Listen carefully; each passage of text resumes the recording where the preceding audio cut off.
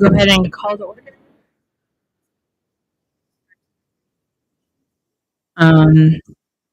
First item on the agenda is approval of the minutes from August 15th, 2024 meeting. Move to approve. Second. All right, motion on the table is to approve the minutes from the August meeting. Is there any discussion? All in favor of approving the minutes, please say aye. Aye. Opposed, same sign. Seeing none, the motion carries. Next item on the agenda is a public forum. This is an opportunity for members of the public to speak on items that are not on the agenda. If you would like to speak in the public forum, we just ask that you limit your to 3 minutes and fill out one of the address cards. Yeah. Is there anyone here for public forum? All right, seeing none, we will go to close public forum. Next item on the agenda is the Iowa Multi-Sport request to host the Ames Triathlon next June 22nd, 2025 at Hayden Heritage Park. For the past several years, Iowa Multi-Sport has hosted the Ames Triathlon at Hayden Heritage Park, which includes swimming in the lake, on the North Lake, about a 500-meter swim. They do a 3.1 mile run around the asphalt hard surface loop around the lake, and then they do a bike ride, a 12-mile bike ride around the northern parts of Story County. Just like in past years, IM is requesting the waiver of the no swimming rule on June 22nd of next year. The Parks and Recreation Commission has the authority to do that, to grant that waiver. They are also requesting that we allow the use of 2 golf carts on the hard surface trails to help with transportation, moving water, safety, help with safety as well. And then also, they're also requesting to get into the park prior to the park opening at 6 a.m. So they'd like to get in there earlier to help set up and get things going prior to the event. So the 3 things. Alternative 1 is what staff is recommending. The waiver of the enforcement of the snow swimming rule. They approve Iowa Multi-Sport to enter the park prior to prior to opening of the park, and then also recommend to City Council waive enforcement of Ordinance 19.9 from 5 a.m. to 1 p.m. on Sunday, June 22nd, which allows them to use 2 golf carts, motorized vehicles in the park. So, and then just to give you a little bit of an update before Keith and I realized this after we sent the commission action form out, is that if you remember, because we did at the time, is that we were going to be resurfacing or redoing the paths out at Hayden Heritage Park. We don't have a timeline yet. It could happen during this time. We've communicated that information to IM, and they are willing to work with us in regards to potentially providing an alternate route for them to run around the lake. So we'll work with them and make sure that they can still host that event as best as we can. So, any questions?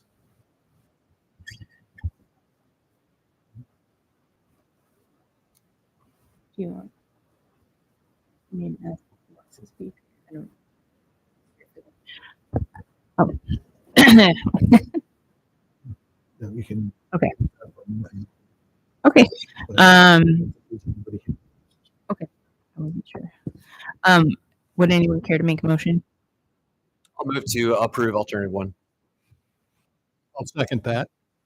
All right. Motion on the table is to approve alternative 1 for the Iowa Multi-Sport Triathlon.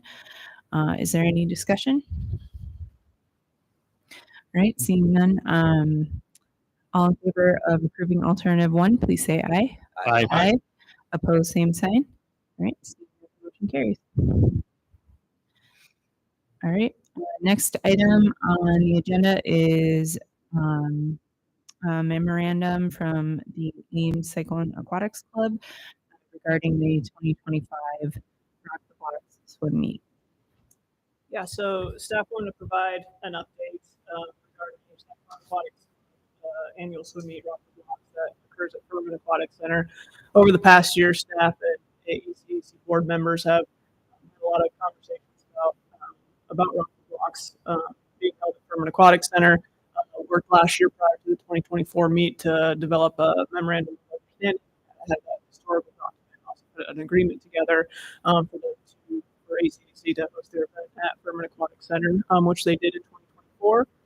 After the event in 2024, staff and ACDC board members met to do an event recap, essentially just talk about pros and cons and things that went well and things that need to be improved upon from each side.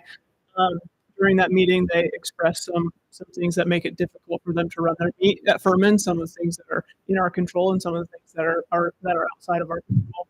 Obviously, staff took those things that are in our control and talked internally on how we could assist them in future years.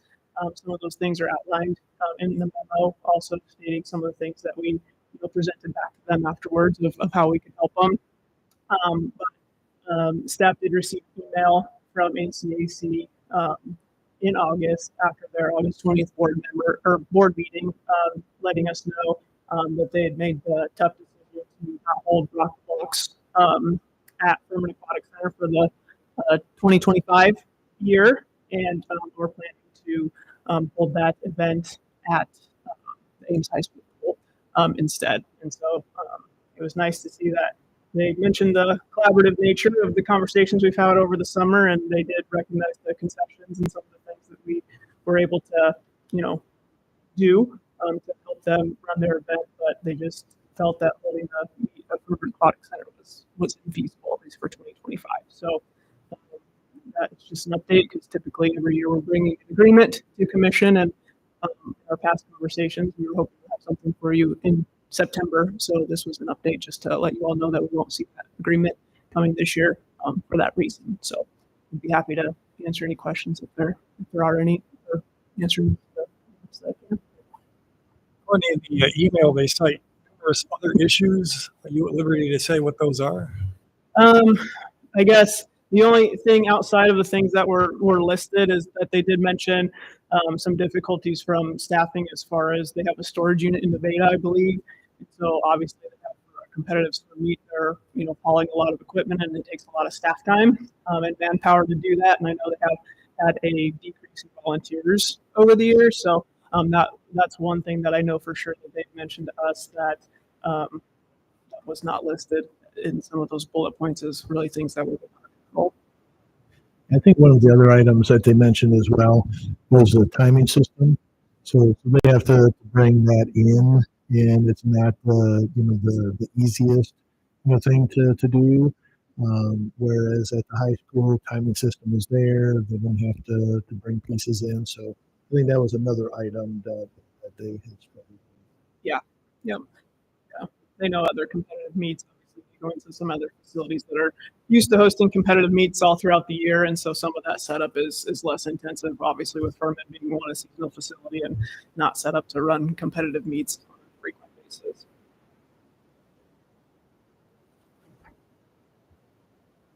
So that was just an update. If there's any questions, happy to answer them, but no action required for commission on this item. All right. Are there any other questions or feedback? Okay.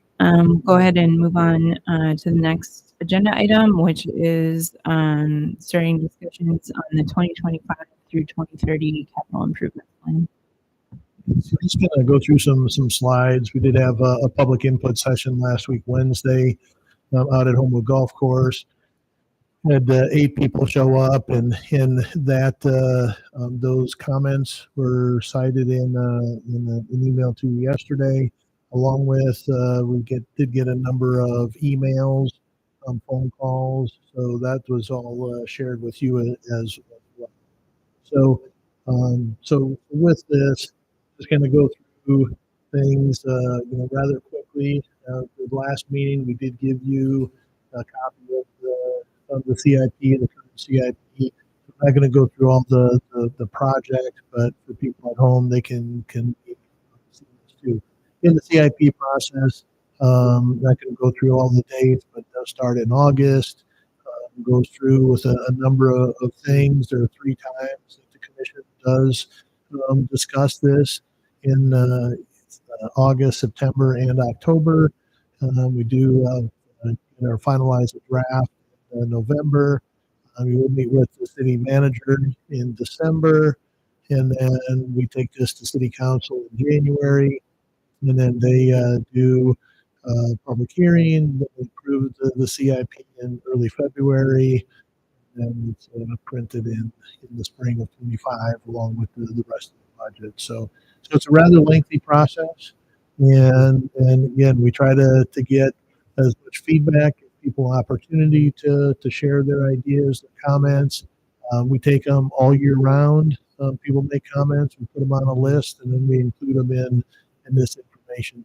So again, just real quick, from budget funding, we do have operations, and sometimes the ideas that do get shared fall under operations, not necessarily a CIP. You saw one with the North River Valley canoe kayak access. There just needs to be some rock added. That'll just probably be out of operations. It's not necessarily a CIP function with it. But then the CIP, a lot of donations, grants. We always look for shared funding. We've given you a number of examples over the years. Really thankful for those organizations, groups, friends groups, so on that help with the funding. But a lot of it's local option sales tax, between $800,000 and $1 million a year. And then for larger projects, we do geo bonds, such as Fish Family Aquatic Center.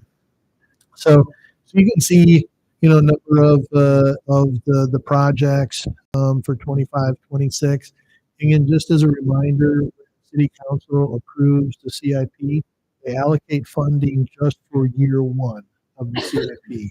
Then what they do is they approve in concept years 2 through 5. So this this is year 2 of the current CIP. These projects could move up, they could get delayed, they could wind up, just disappearing, depending on what needs to happen. 26, 27, you can see a number of things. Always recurring things, and we've talked about this before, that maintaining what we have. You see a lot of items on here, and there are things that renovate or maybe install new, to help make connections along the Memorial Park Bridge. 27, 28, you have the kayak canoe accesses, River Valley and South 16th, and you'll see, in one of the comments, we'll maybe putting the South 16th Street canoe access instead of on the west side of the creek where it is currently. The individuals felt that it would be better served if it was on the east side. So I've asked them for additional information, rationale why they feel that way, and so on. And then 28, 29, that's again current year 5 of the CIP. So we always, share with you, some immediate needs, things that, have, come up. So these are 5 things that we look at or have looked at, have had discussion. I think we shared with you the water heaters at Furman Aquatic Center last time, where we have 100,000 just to do replacement for 2 of the basins was 160. So we're looking at using the current 101 basins, program each of the other 2 basins in an additional year, and kind of do that when it comes around again. Community center drinking fountains at the gym. There's hasn't really been an update to those drinking fountains, and we still are what I call the spittoons. They used to be in the old gymnasiums where people would go and spit in those things, and we still have a couple of those. So we really need to take those out, get that updated. Replacing drinking fountains in parks is something that we have a number of them that need to be replaced. The ice arena radiant heat is something that we're working on right now, but that has failed.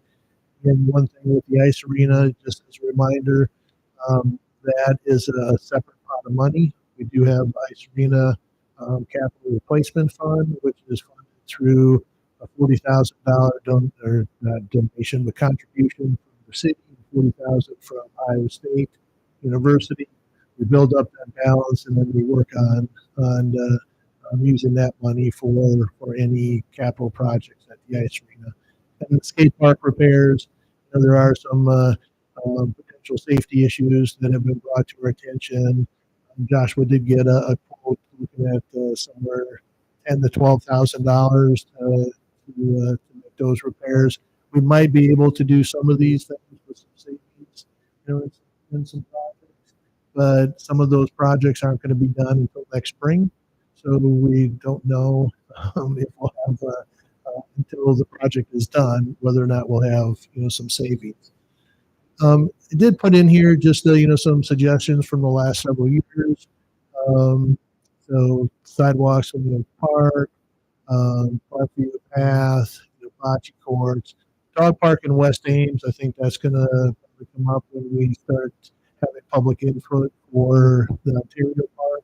I think that will come up at that time, and then there's a few other things here as well, and some of them the Fit Lot and the NFC, that stands for National Fitness Campaign. It's basically exercise, and there was an email from a couple of individuals about that. Climbing Boulder, we had that in the CIP at one point. We took it out.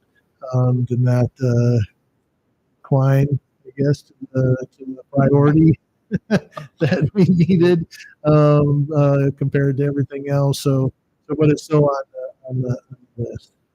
Staff suggestions, you can see a few things that they have brought up, and there may be some additional suggestions from staff that come up as well. With the public input, and this is just recapping the documents that we sent regarding the emails, phone calls, and then from the public input. We just did open the 6 new pickleball courts. We had several emails in regards to, it's hard to get on them. Just there's so many people playing. Now that Iowa State is back in session, we have a lot of students that are playing. Josh and I were out there at 5 o'clock last week, and I think all 6 courts were being used. And what was nice to see, both tennis courts were being used as well. The willow removal, we're working on that. Shared some of the information in response with it. Not an easy task. It just seems to be getting worse. But we did highlight a couple of things that we're trying, and if they prove to be successful, we'll do that more of that to try to contain those willows. Stormwater management, same thing. Splash pad, we already are doing. The across the street area, the spray pad, and the Daly Park splash pad. The asphalt versus concrete at Ada Hayden, food forest, which we've had some conversations in the past, and you can see some of that. Did put the repair path off of Hero Circle at Christopher Gartner Park. That is actually not city-owned property. Just put that on there on to individuals. It really is just it's a short path between 2 homes, and doesn't connect to anything. So, not sure what the plan was for that, but some of these things, we'll be able to maybe just get done. So with that, really looking, I guess maybe what we'll do is one thing didn't mention is the soft trail bike. The other one, we do have Aaron who brought this up through an email, and then also at the public input session. So he just shared this. And Aaron, if you want to make any comments, I'll just kind of rifle through these, but multi-use trail proposal, and really looking at something, the soft trail. So it's not asphalt, it's not concrete. A lot of times it might be dirt, might be some other type of aggregate, but really what he is looking at is from this comprehensive soft trail system, recreational mountain biking, hiking, trail running, room trails for fat tire biking, cross country skiing, snowshoeing. One of the things at the meeting last week, I did mention to to Aaron that with these types of things, it's always very difficult to put something like this into an existing park because people that use the park, they're not always willing to change.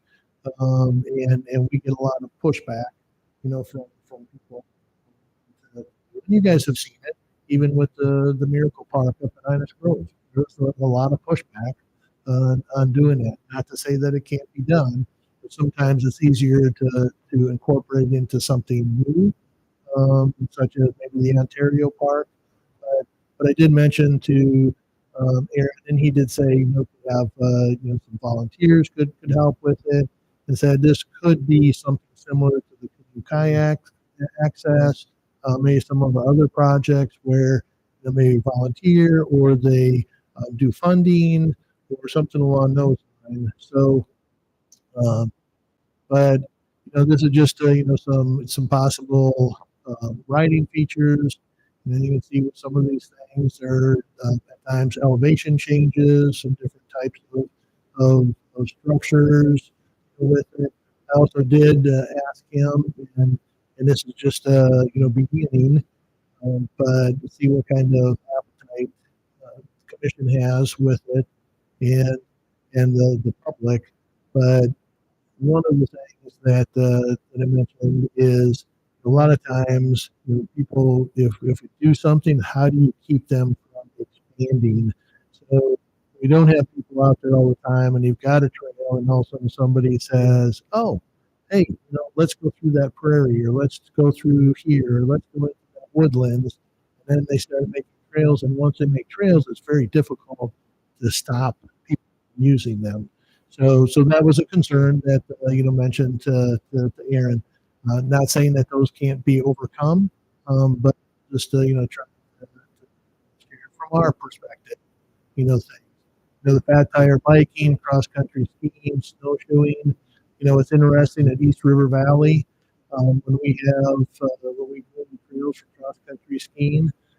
You wouldn't believe the emails and comments that we get that from cross country skiers say keep the dogs and people off the trails, and then we get the emails from the people with dogs that are walking out there that say, hey, let the cross country skiers, they should just go on this area, and it's back and forth. So sometimes the shared use of some of these things is easier said than done, and we at times we see it at Furman Aquatics between water walkers and lap swimmers and people that kind of they don't share very nicely sometimes.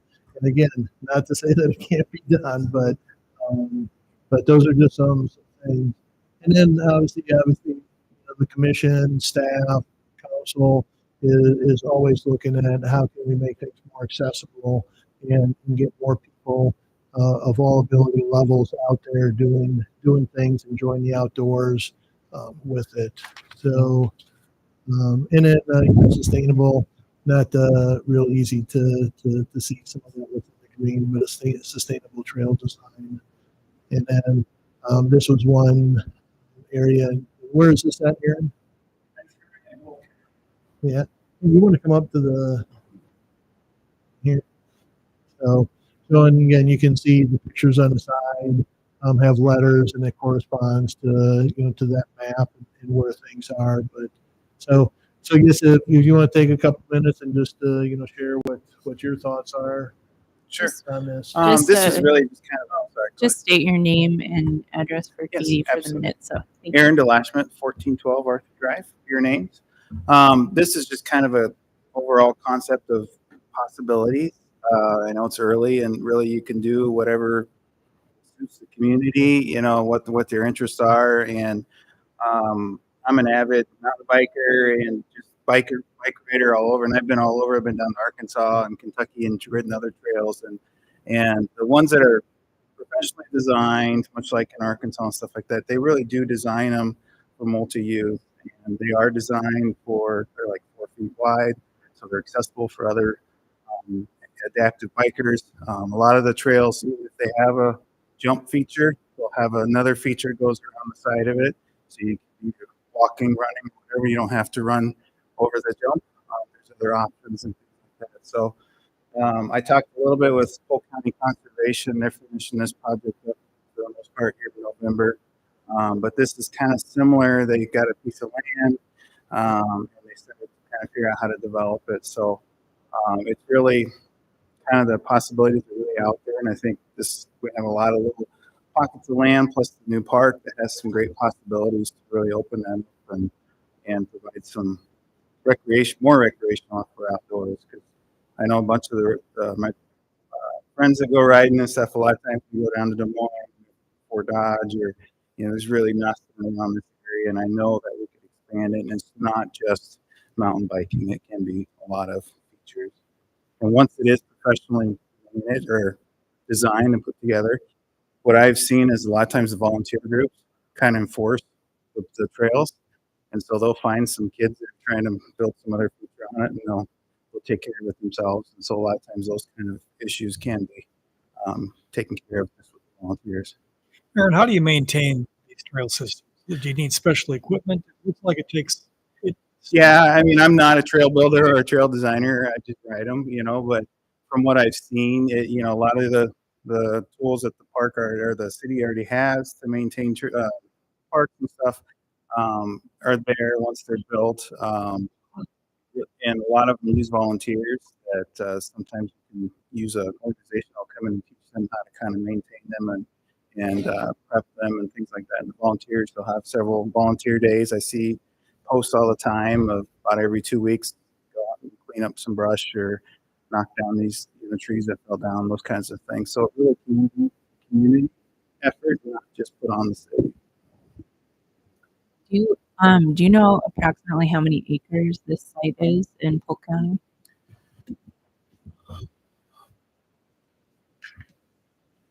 I think he said 40 acres, but I could verify. I'm just kind of curious Yeah. relation to the Ontario Mhm. park space. 50. Okay. The Polk County one is 50.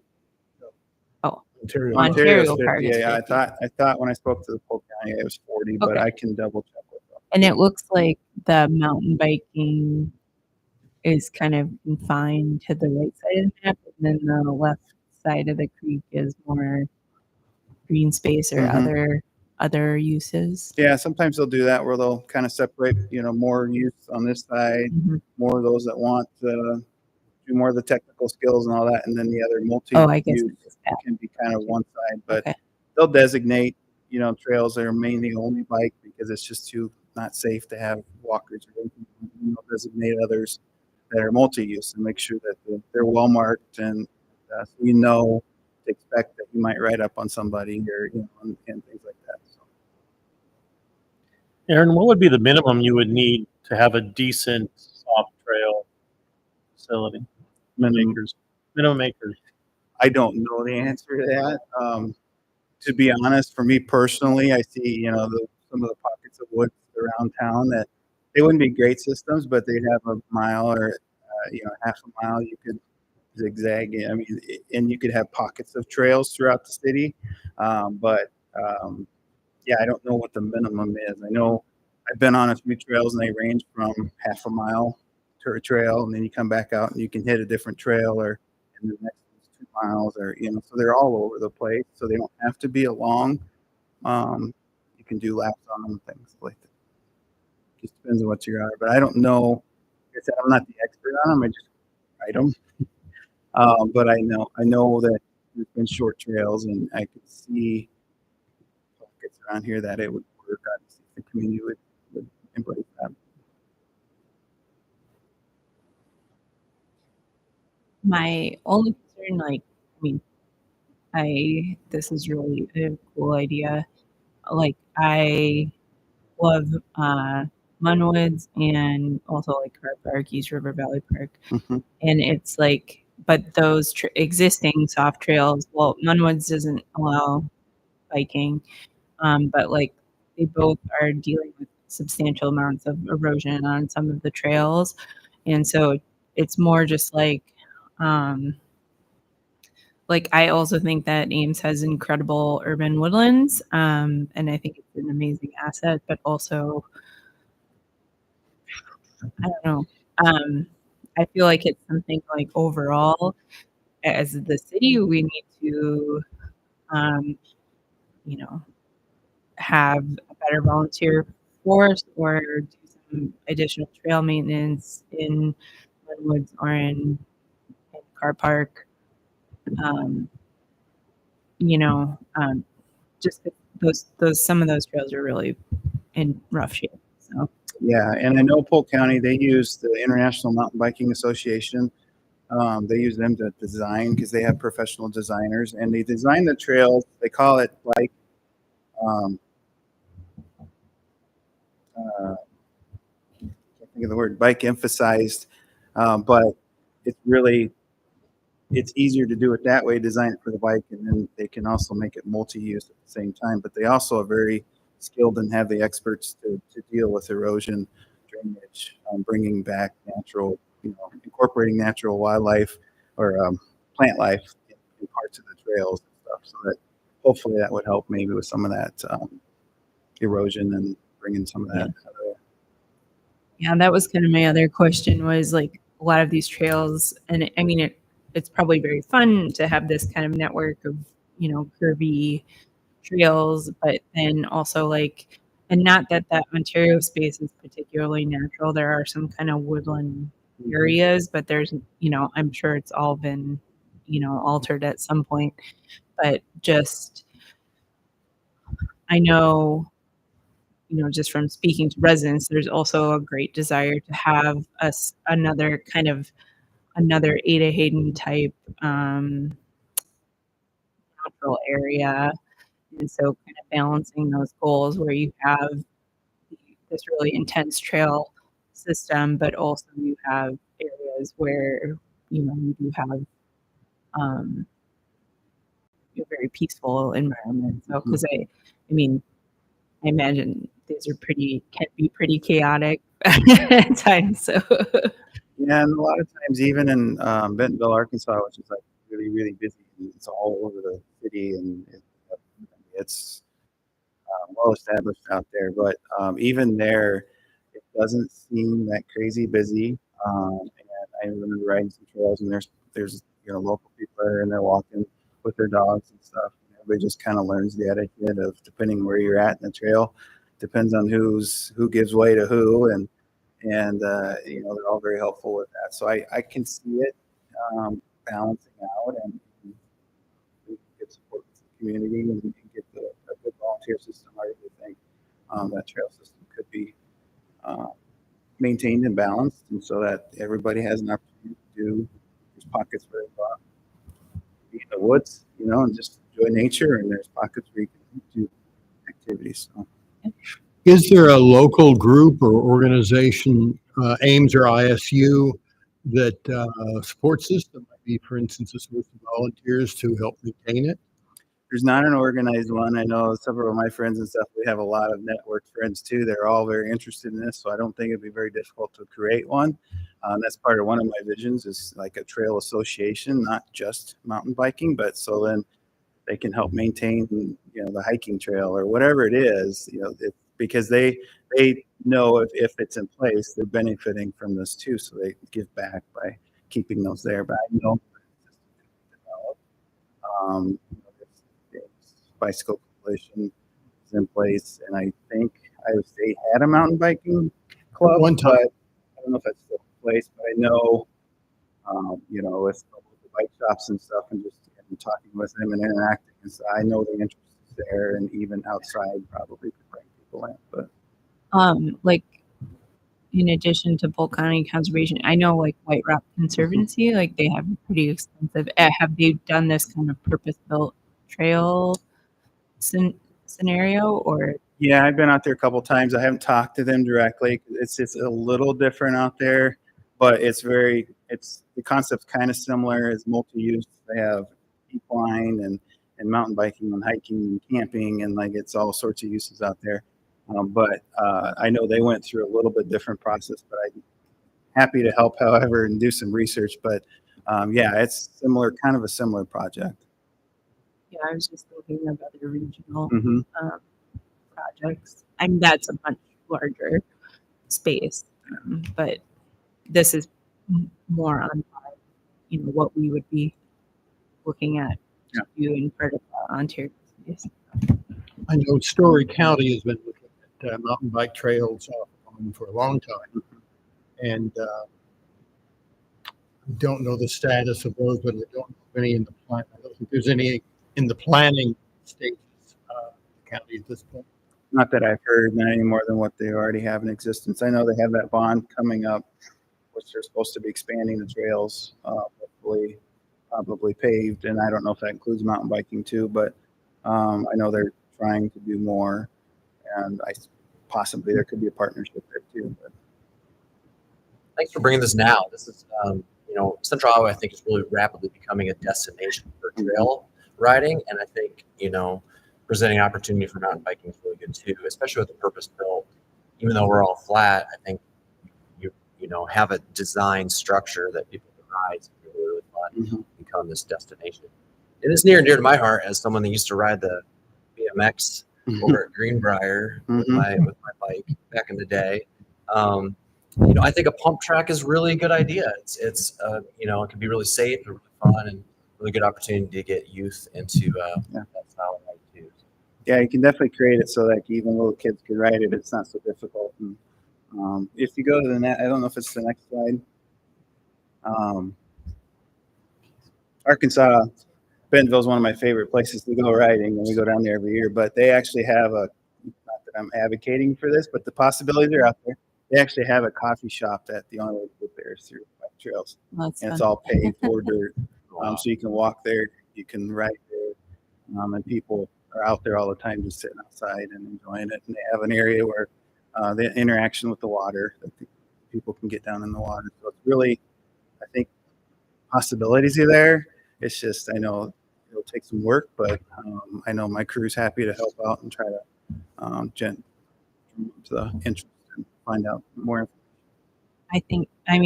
Keith had a kind of an initial public input session. You worked with a landscape architecture class, right?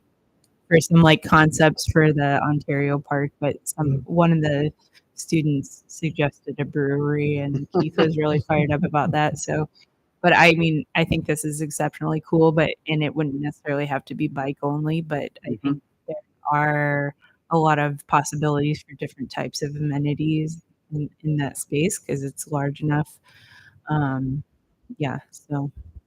This looks really neat.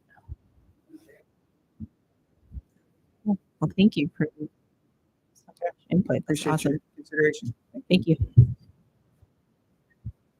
Just maybe a comment that I would have, on this. Just listening to Aaron and some of the things that we talked about with maybe small pockets and different things. Remember, in the next several years, we'll be doing a park master plan as well, and with that, we'll be looking at all of our parks.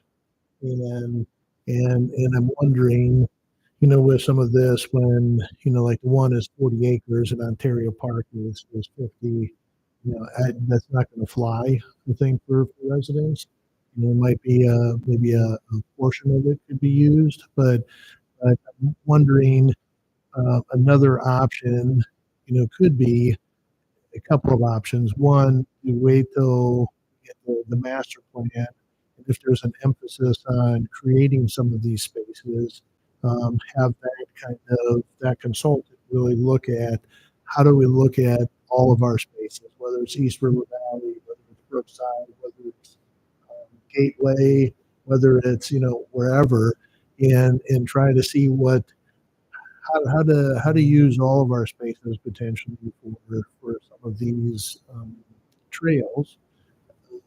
That's one option. Another option would be is set some money aside or some funding aside just to have somebody just look at potential bike areas. And I don't know what we'd have to have more conversation with staff and so on and what is maybe the best way to go. because I don't think it's just a one and done. I think if we're going to do something, I think we really need to look at, are there potentially things that people want in Ontario Park that could maybe be better served in a different park? And I think that's going to be part of the thing. We're obviously focusing on we have funding set aside to do a master plan for Ontario Park, and we'll be having input sessions and so on. And this obviously can be an idea. But I'm just I'm just throwing out a couple of things from a staff perspective. What's the best way to go about it? It's not, I mean, Ames is challenging anyways because their trail connectivity is already not great. But in Sioux Falls, I know there are a couple of these amenities. There's some smaller pockets of it along the bike path that is in like the river greenbelt. And then there's a larger kind of park on some former soccer fields, and that is also adjacent to the bike path. So, like, to your point of using spaces in multiple parks, especially if there can be some connectivity, even if it's on like a traditional path, these paths between those, between those smaller pockets of a mountain biking off-road path, there may be a way to create a network that way, rather than, like you said, and I feel the same way that devoting all 50 acres of the Ontario space is not going to be well received. Just people have a lot of ideas and are very excited for it, and it's going to be challenging to fit all of those ideas. I think this is a really great idea. But there's a lot of ideas out there. So Comments about anything else that you saw from the public, emails, anything that excites you, something that you want staff to look at? Are there things in the current plan that you think, hey, is this still a necessity? And one of the things also that you have to remember is, when we put this together, we put dollar amounts. We have conversation with people, sometimes consultants, sometimes contractors.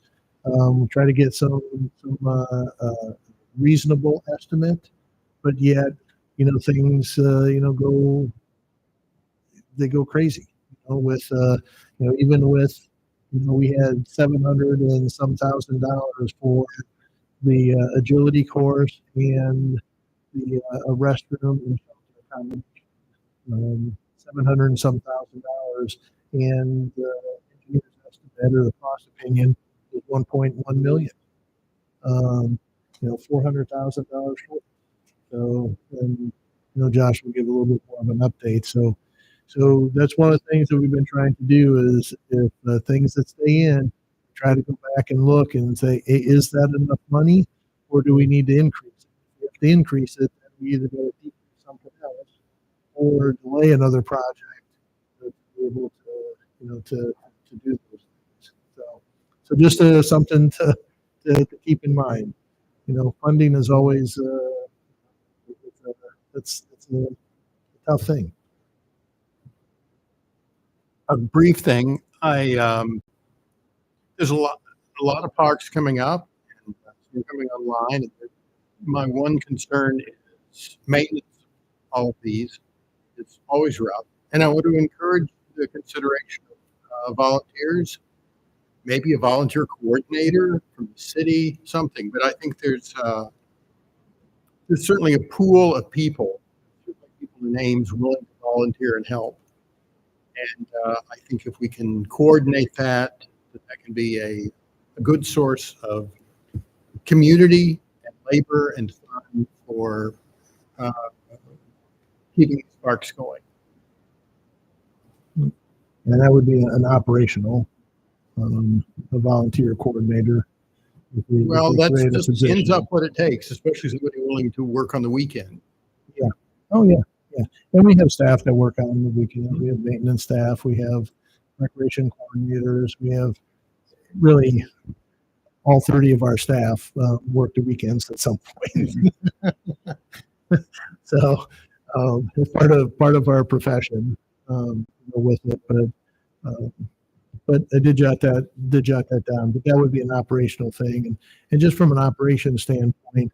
And remember when we were putting together our 25-26 budget, Fitch, and the indoor aquatic center, that's going to be budgeted, or at least probably, I'm going to guess maybe 8 months of budget will be included in that 25-26. And again, with some of the things that are happening with the legislature and some things that we put in with limits on property taxes. That's going to be difficult. So I don't want to poo-poo the idea, but there are some other operational items that we're going to be needing, to put in place and try to figure that all out. So it's not an easy job. Is it, Josh? Really important. No comment. So anything else that you saw, you liked, didn't like? Keith, one of the things that we haven't heard for a couple of years is a freestanding multi-use recreation center. And I don't know if people are just fatigued for asking or what it is, but I've had more people in the last couple of weeks kind of say, how much of a recreation center is going to be part of the pool, and it's not much. And that's maybe starting to come up again. But for the last couple of years, we really haven't had those questions as much. And especially this year with 8 people in there, they had very specific questions. Not necessarily anything about the CIP, but in the years past, we always had that question: when are we going to look at having a full-blown multi-use rec center?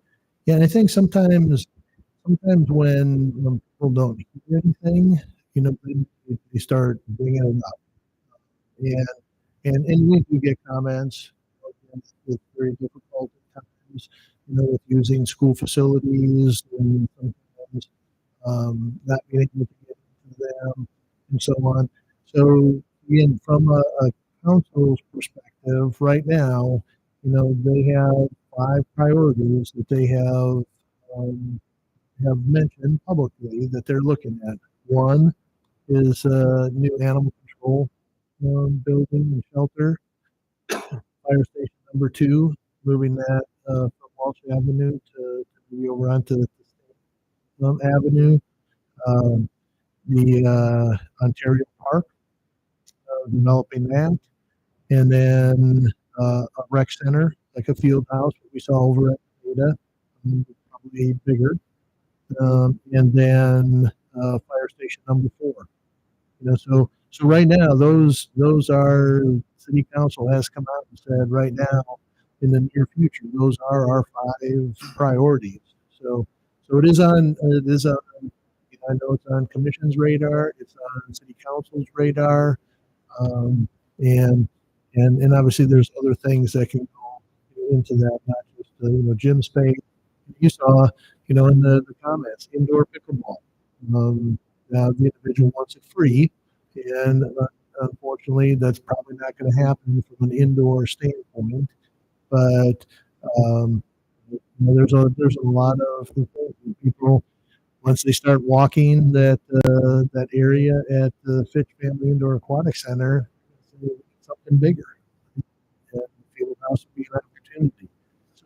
So I think I think it's still out there, Dwayne. We may not always hear it.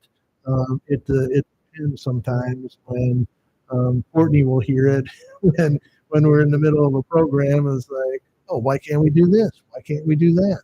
Well, we don't have the space for it. We can't get into the facilities, and then it's like, well, what do we need? So it kind of ebbs and flows depending on the time of year sometimes, but it is a priority for council. Yeah. I know it's come up a lot around us because we've had people coming into the university and they're going to other communities. And a lot of it has to do, some of these communities are building palaces I mean, it's just crazy. And there's a question as why could North Polk do it, but we can't? And I don't have an answer. I mean, I've kind of referred to Gloria Betcher. But I mean, I sent them to city council because we have heard that is something they want to do.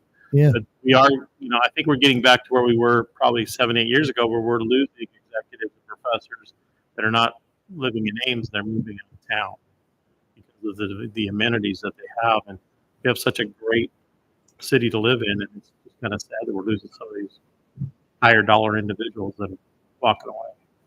Yeah. I hope they get rolling on it. Right. I promise not to leave Ames if we control the willows. That's my that's my pet project. And I know that sounds like small potatoes, but if we don't address the woody perennials that are becoming invasive, if I can use the I word, the problem only gets worse over time. Yeah. And I know it's not just the parks; it's a lot of communities that are facing the scourge of willows. But and I'm a woody plant fan. I love trees, but too much of a good thing is not good. Correct. And like spell it out, and I didn't use the invasive word when in my response, but I was forced to, because they are overtaking Ada Hayden, and like I said, we there's been goats on the go. We did. Jeff was out there that Saturday. We had 30 volunteers and had a lot of willows, and we had one of our staff members out there, kind of spraying them, treating them. And I haven't been out there for a couple weeks to see if it's working or not working. It's working.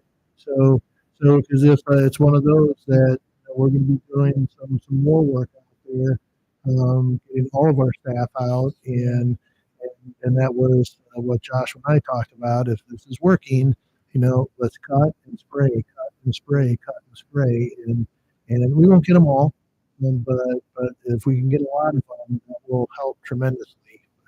But it is a huge issue, and when you saw the one email, I think they thought we were planting more willows, but we're not. We're not planting willows, but it is some of the Friends of Ada Hayden, have been very on board.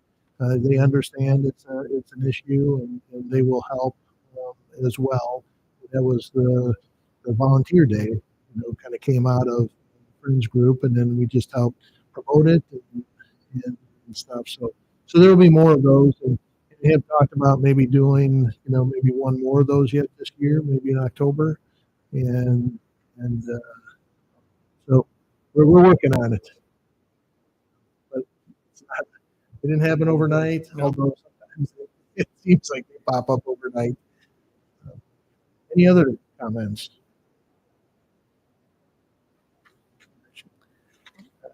All right. Okay. Thank you. Next item on the agenda is the project updates. Can you update us on the plaza since I leave first? If is it allowed? So with the plaza, a few things that have happened. Shared I think the last time where the council did direct staff to hire an expert. Expert did look at the issue. The ice ribbon, the surface is not good. For a number of different reasons. There was question about whether how much concrete cover we have over the piping. And so on. There are a few spots where there was rebar, and then the piping, which is the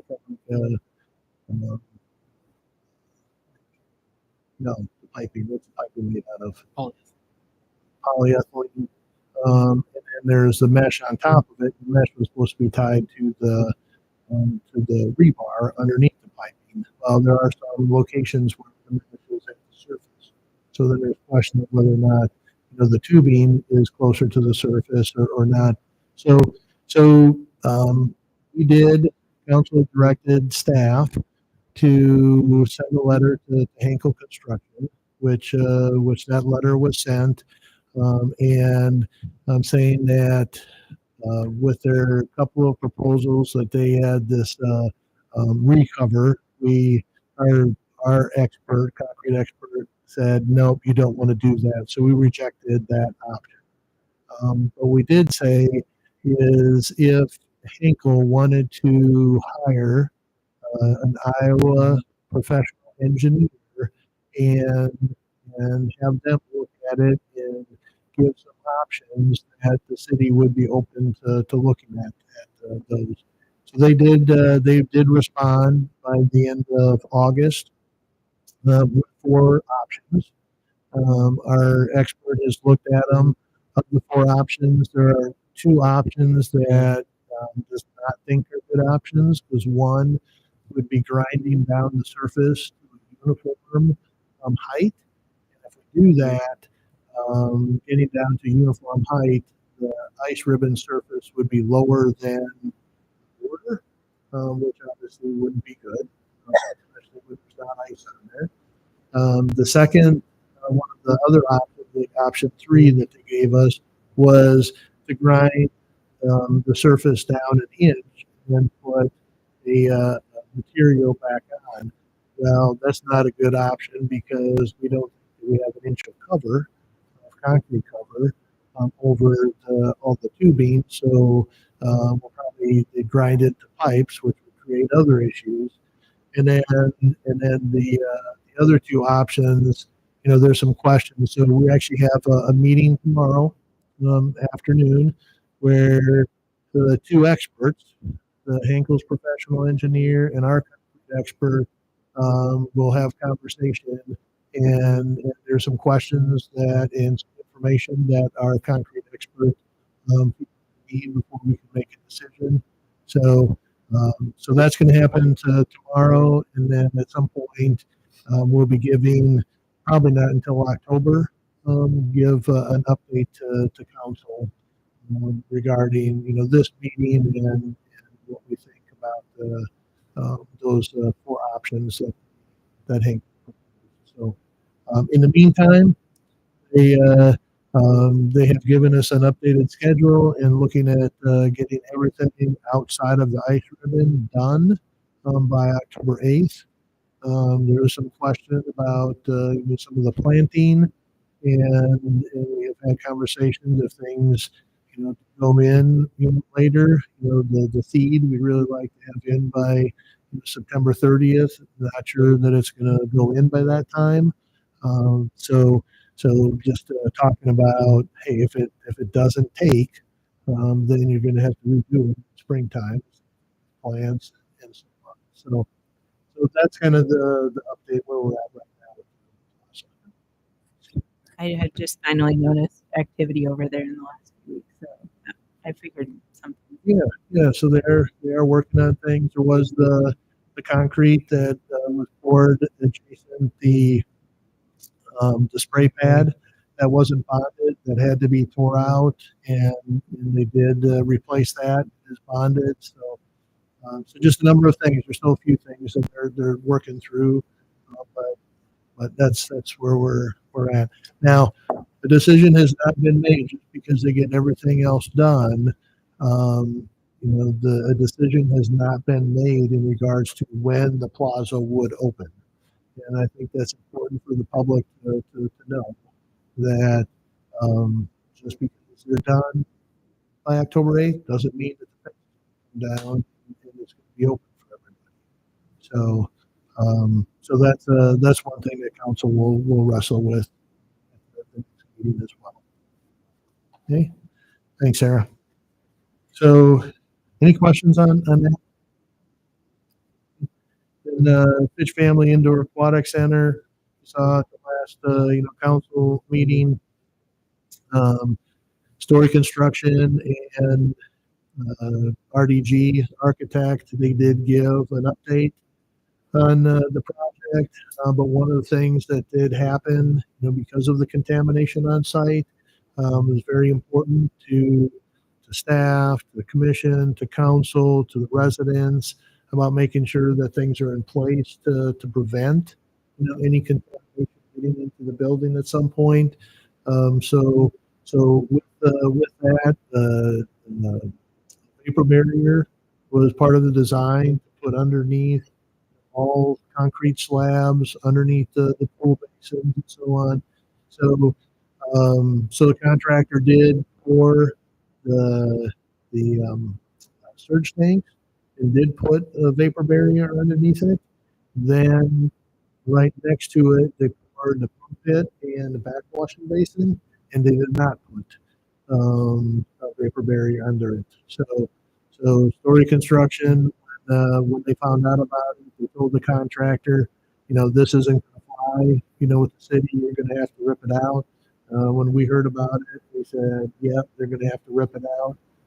We did take it to council, just to bring them up to speed on it. And also we want to be transparent to the residents with these things.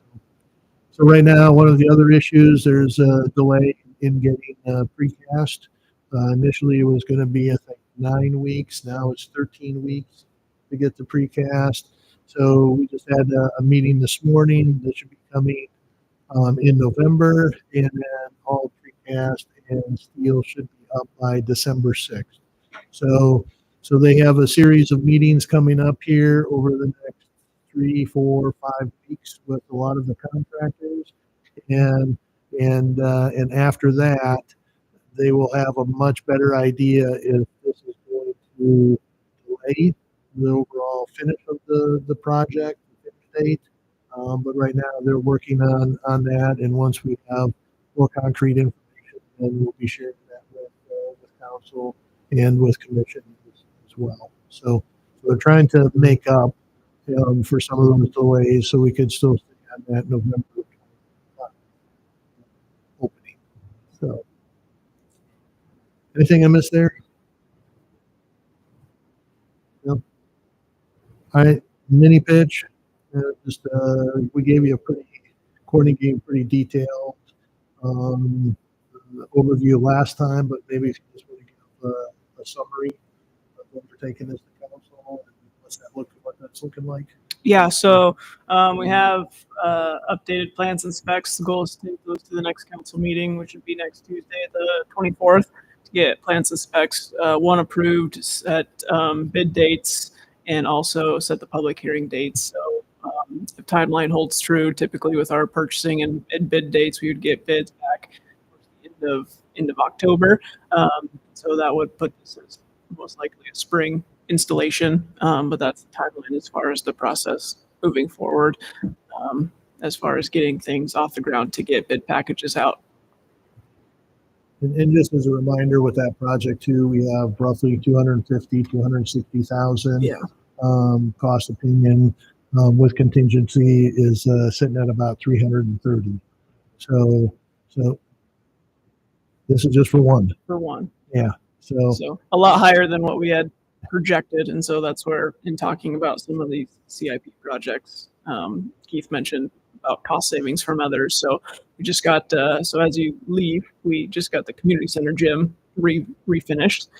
So that looks new lines, new coatings, more extensive kind of maintenance than we typically do. But so take a look at that. But we may have, with cost savings with that project, hopefully be able to reallocate some of that. And we're also hoping that the information we've got, that bid package is hopefully a little lower than the engineered cost estimate. If you guys haven't been by the gymnasium, it looks really good. Kudos to Courtney and staff, and uncovered a little something with the wall. So our maintenance staff went in there on Monday, had to do some work. But if you haven't been by there, take a walk by there, and it looks great. Mm-hmm. All right. Well, thanks for the update on the projects. This is definitely more significant hiccups than what maybe we're used to. So appreciate your patience through this, guys. Next up is monthly report.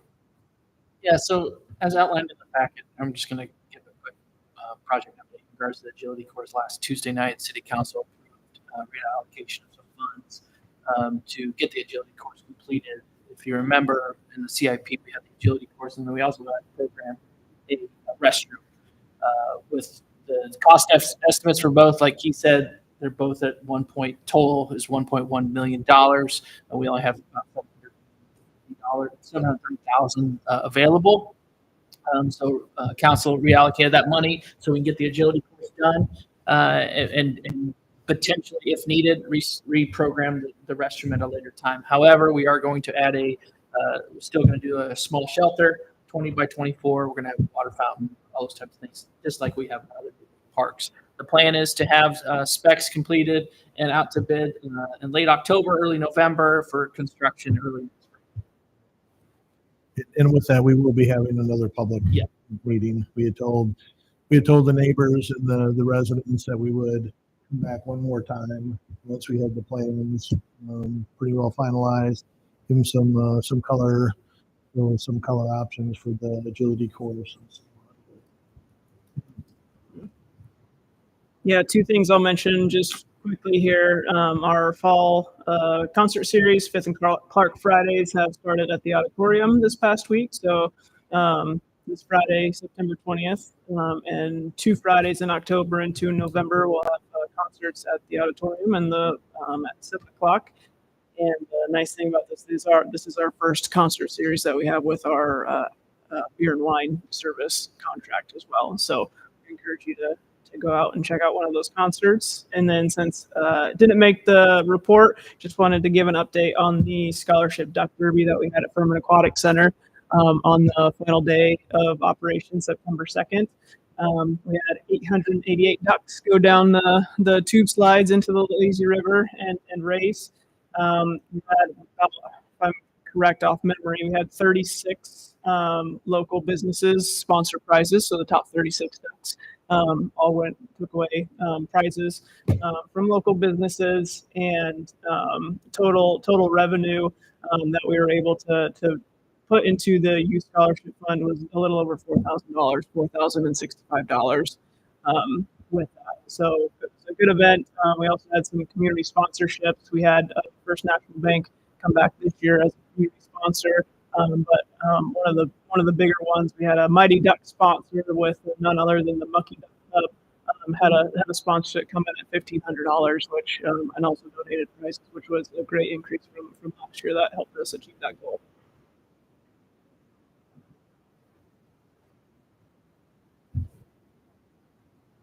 Okay, next up, commissioner comments. Seeing none. Next meeting is October 17th at our normally scheduled time at 4 p.m. right here in the council chambers, and I'll take a motion for adjournment. Move to adjourn. This meeting is